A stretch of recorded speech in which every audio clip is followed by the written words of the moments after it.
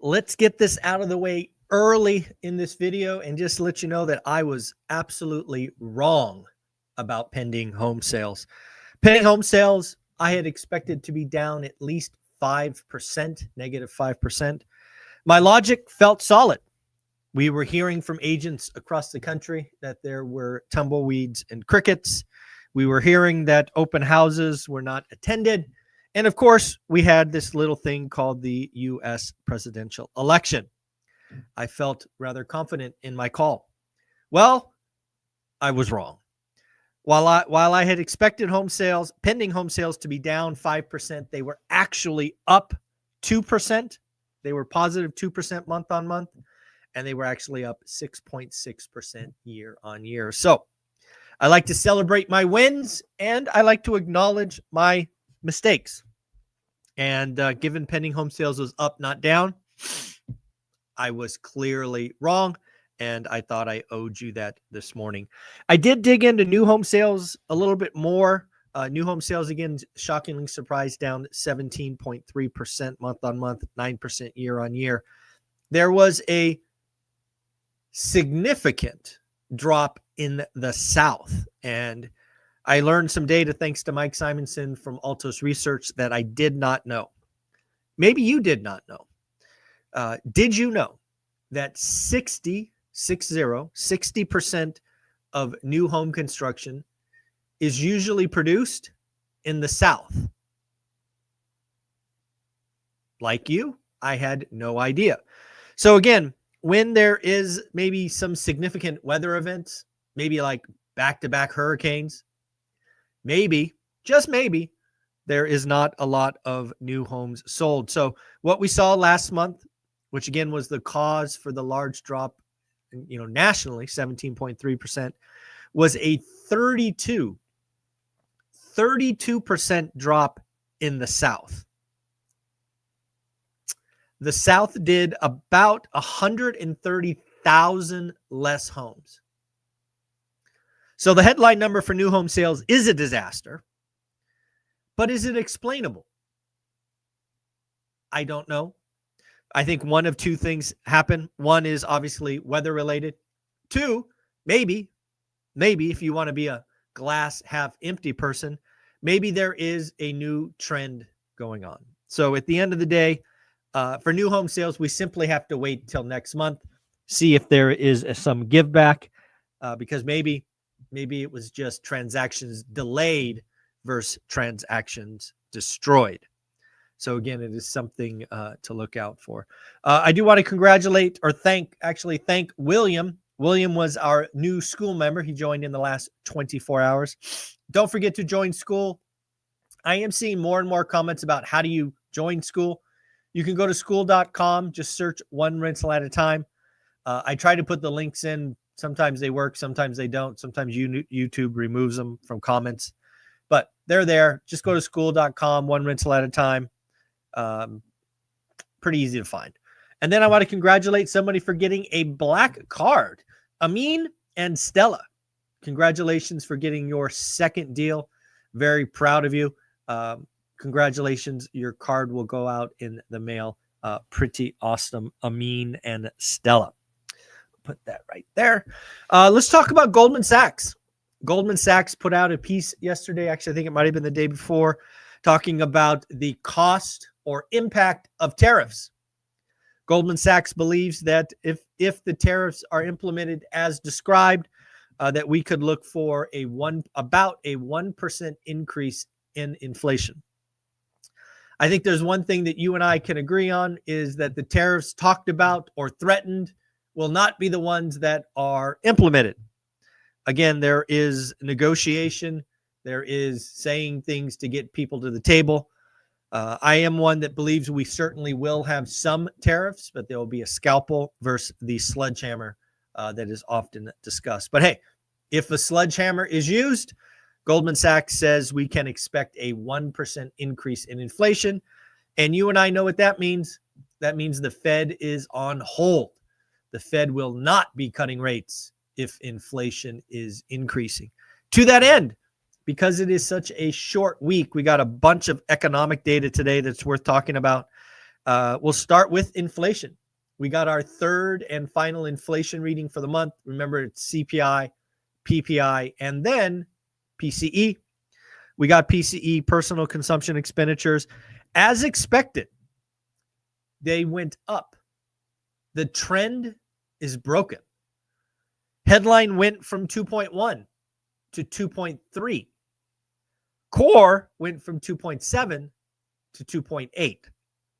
I ask you, in all seriousness, how can the Fed think about cutting when inflation is going up? I don't know.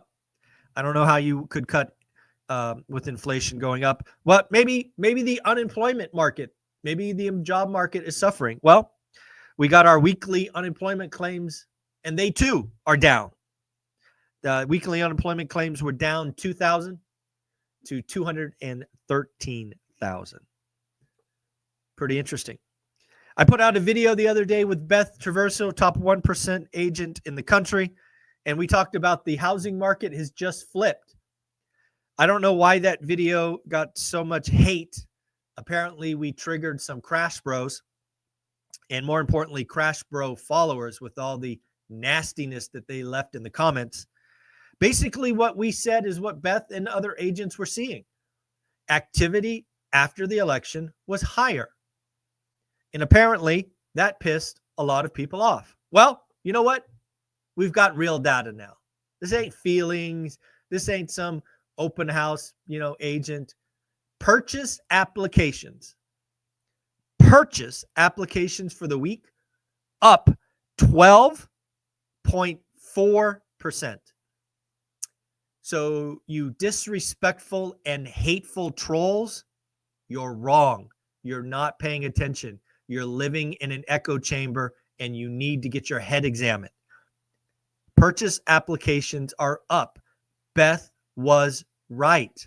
You may not like it. You may not understand it. But to leave some of the comments that you hateful trolls left is darn right disrespectful. And you know what? I just block your ass so I don't see it ever again. Crazy. You guys are crazy. So again, purchase applications up 12.4%. It feels different. It feels different in the housing market. Now, I suspect this is like a caffeine high. I suspect this will be a very short window. I suspect there was demand delayed and not demand destroyed. So again, we'll need to watch the purchase applications because I do not imagine they will be up another 12% next week, right? This is the season. In fact, I put out a video, I think it comes out today, that this weekend might be the best weekend of the year to buy a home, to buy a property, to buy a duplex. Why do I think that? It's really, really simple. As a buyer, we want less competition. Guess what happens Thanksgiving weekend? Less competition. Also, what happens to sellers? Some sellers want to close by the end of the year. Guess what? If you don't lock up a contract this weekend, your chances of closing a deal by the end of December go way, way, way down. So if you are doing the work, if you have a list of properties to follow up on, please take a moment, write a disrespectful offer, follow up, and let's see what happens. I can't tell you any clearer. This weekend might be the best weekend of the year to find your motivated seller. It is just that simple. Just that simple. We did get the Fed meeting minutes yesterday. They came out in the afternoon. Basically, it's a bunch of gobbledygook. Inflation is easing. Oh, by the way, did you see PCE Fed? It went up, not down. Labor market is strong, allowing further interest rate cuts at a gradual pace. Again, this meeting minutes are from 6 weeks ago. It'll be interesting. I didn't check the Fed watch tool for the December rate cut. I'm going to guess it went down a little bit. because of the PCE readings going up, but I haven't checked, so I could be wrong. It looks like we've announced a ceasefire. This is awesome and great news. It looks like Israel and Lebanon have signed a ceasefire. We hopefully this holds. Hopefully it's true, and we could put one of these horrific, events that are killing lots of innocent people behind us. Hopefully peace comes to that region, and we can just keep moving forward without firing bombs and guns and all of that stuff. So let's hope the ceasefire is real. Let's hope the ceasefire sticks. I did see that New Zealand has joined the rate cutting environment. New Zealand actually cut rates 50 basis points. Again, we are seemingly in a worldwide rate cutting cycle. We did get some earnings for some tech companies, kind of the same story. Workday beat top line, beat bottom line, but gave pretty weak guidance. Dell actually missed on revenue, but beat on earnings. And CrowdStrike beat top line and bottom line. So pretty interesting. Did get another economic news that I forgot to share earlier. Durable goods. Durable goods, again, remember, these are things that generally last longer than 5 years. Was up 0.2%, but it was expected to be up 0.5%. Again, is this just the election impact and people sitting on their hands? I think so. Again, I think this election, as we've talked about for a month now, really caused a lot of people to kind of sit on their hands. So again, we shall see. One last thing about school is we're almost to 100. If you go to the school, One Rental at a Time School, on the right corner on your desktop, there's a thing that says map or something like that. And you can add yourself. Again, don't add your home address. Let's not be silly, but let's add a Starbucks, McDonald's, whatever you want. We are up to 95. We've got 95 people added. It's going to help with networking and locations, and it is a net positive.